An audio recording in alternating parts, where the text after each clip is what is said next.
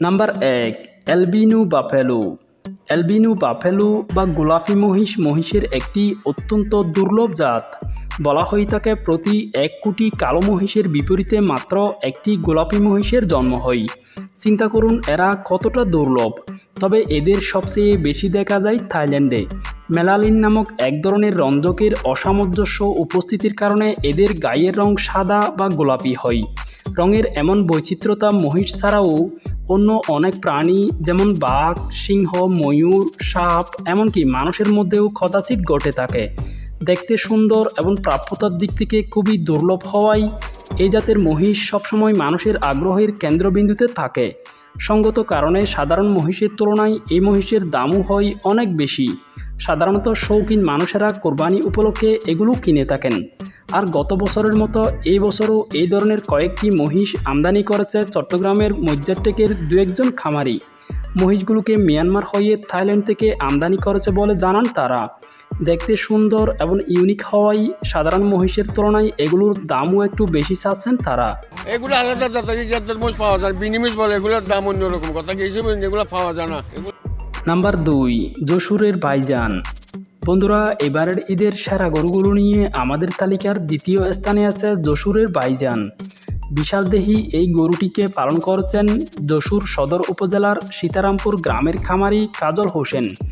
পেশায় সরকারি চাকরিজীবী কাজল হোসেন অনেকটা শখের বশে 2017 সালের দিকে তার বসতবাড়িতে একটি গরুর খামার গড়ে তোলেন। বর্তমানে তার খামারে থাকা 37টি গরুর মধ্যে ভাইজান গরুটি সবচেয়ে বড়। গরুটিকে তিনি গত কোরবানির ঈদেও বিক্রির চেষ্টা করেছিলেন। প্রত্যাশিত দাম না পাওয়ায় সেটা রেখে দেন। কাজল হোসেন জানান, গরুটিকে নিয়ম করে দিনে 3 বার খাবার দেয়া হয়। আর সেটার নিয়মিত খাদ্য তালিকার মধ্যে আছে প্রাকৃতিকভাবে জন্মানো কাঁচা ঘাস, মোটা গমের ভুসি, সয়াবিনের খৈল, রাইস পালিশ, ভুট্টার গোড়া প্রভৃতি।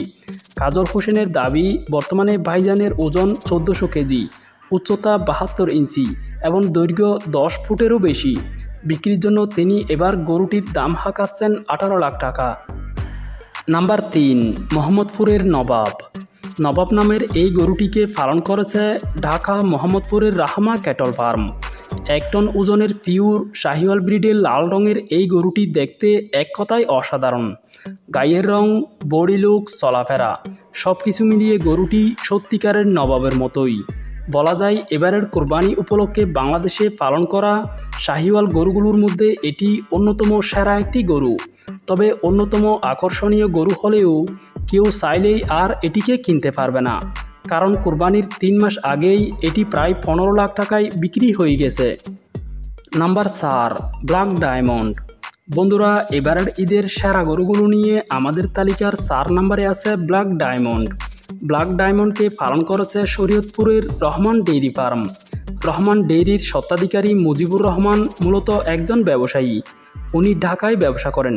গরু লালন পালন বাবদ ফার্মটি থেকে যে ইনকাম হয় সেটি দিয়ে তিনি মূলত একটি এতিমখানা চালান। বর্তমানে রহমান ডেইরিতে ষাঁড়, গাভী, বাছুর মিলিয়ে 100-এর উপরে গরু আছে। ব্ল্যাক ডায়মন্ড খামারটির গাভীর বাচ্চা।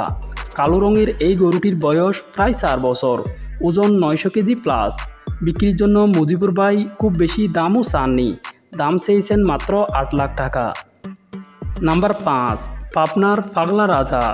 পাবনার পাগলা রাজা নামের এই গরুটিকে পালন করছেন পাবনার অন্যতম আলোচিত একজন খামারি মুনির হোসেন।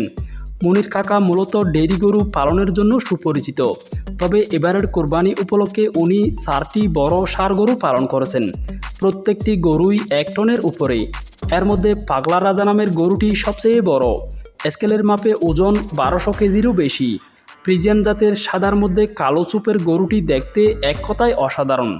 বিক্রির জন্য মুনির কাকা গরুটির দাম হাঁকাচ্ছেন 20 লাখ টাকা।